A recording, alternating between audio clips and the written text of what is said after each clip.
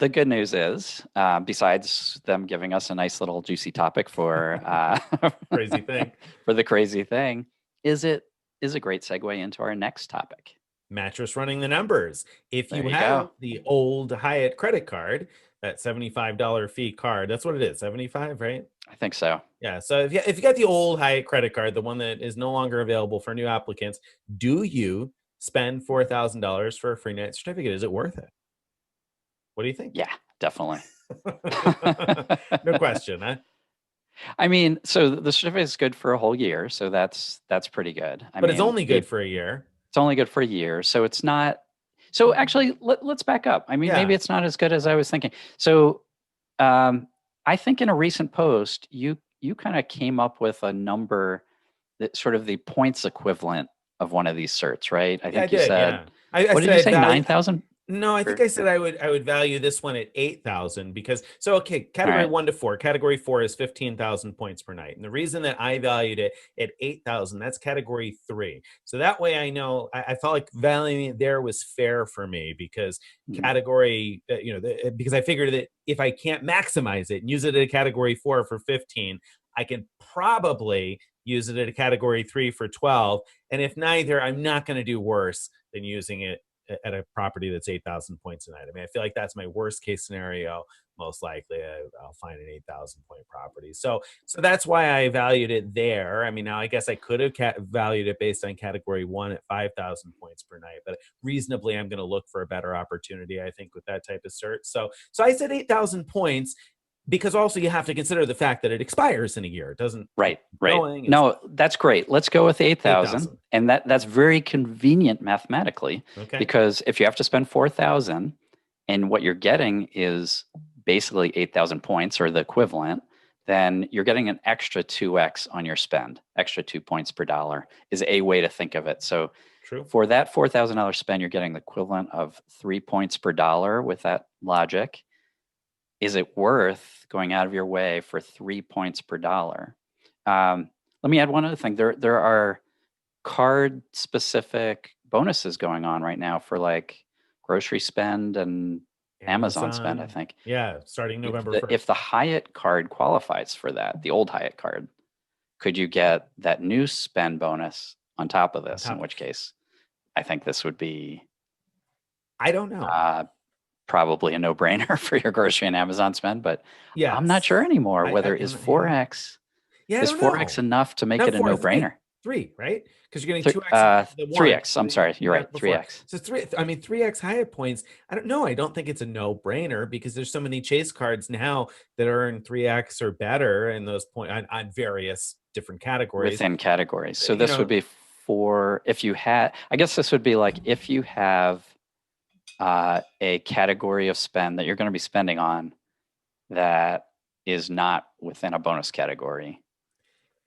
which is a big Uh, stretch because Staples has been yeah, running those fee-free Visa gift cards week after week after. I mean, it was Visa for 2 weeks and then Mastercard for a week, and now this coming week right. it's going to be Visa cards again. So I mean, if you have anything that you could split payment on, you could very easily. I mean, you buy $1,000 a day at Staples in those. So if you have an in cash card, you can walk out with 5,000 points every day of the week this coming week for no cost in terms of getting the cards. So yeah, I mean, And I don't not know. only that, so a bunch of people have +3 on their Amex cards right now because they referred someone during the promotional Also period. true. So they've got 3 months of 3 extra points per dollar. So if you have that on like your gold card, for example, you've got 4 points per dollar everywhere, Everywhere. Right. everywhere, Yeah. So versus the equivalent of 3 here. yeah. So Huh. no, I'm Wow. not convinced that it's worth it. You talked me out of it. I thought, yeah, I, probably for category 1 to 4. But so the things that I don't like about it are that it expires in a year, and we obviously just don't know what travel's going to look like over the next year. There are right. some really great Hyatt properties that fit in that category 1 to 4 range. But I feel like if you look up a best of list, like a best category 1 to 4 Hyatt list, I bet that most of the lists you're going to find are going to list properties that are not in the United States that are probably not going to be accessible for most of us for probably at least the first half of 2021, or at least the first Right. quarter of 2021 anyway. So I feel like your time to use it's a little limited. it seems like an awesome deal, especially because everybody's always like, yeah, spend the 15,000 on the new World of Hyatt credit card for the category 1 to 4 cert. So then, of course, you'd spend 4 for the same thing, right? I'm not as bullish on the new World of Hyatt credit card and the free night certificate for the 15K spend as a lot of other people are. So maybe that's part of it too. I'm a little bit biased in regards to that. I don't get as excited about a category 1 to 4 Hyatt cert as I do an uncapped Hilton cert. Sure. Yeah. But so at any rate, yeah, I'm going to say no. What do you think? Did Yeah. you, Yeah. did you convince I yourself? talked myself out of it. Looking at it from a high level, it seemed like what a great deal. Spend 4,000, get a free night cert. But compared to some other good things that have been going on, it's not that exciting. It's not that I wouldn't necessarily do it. It's just it's not a no-brainer. It's not a no-brainer. I think if you're somebody who is able to create a lot of spend, then yeah, I mean, of course you'd do it because if it's not really costing you anything in the sense that you're going to still do a bunch of spend on your other cards, I mean, then why not? I guess. And certainly, if you have a use in mind, especially if you have a 12,000 or 15,000 point use in mind that you're reasonably confident you're going to get to or use, or a couple of backup plans, then yeah, it might be more worthwhile. Yeah. Although, even with a lot of spend available, like I wouldn't opt to do that instead of earning 4x on my Amex Gold. Yeah. But yeah, if I had a use in mind, then I think the math would change. And I didn't already have a free night cert, obviously. Right. The math would change a bit because then it would be like if I was planning to book a 15K night, then the math would be more like this is almost 4x extra. Because if it was like a 16K night, right? It'd be 4x extra, so a 5x everywhere, and then that would change the math for me.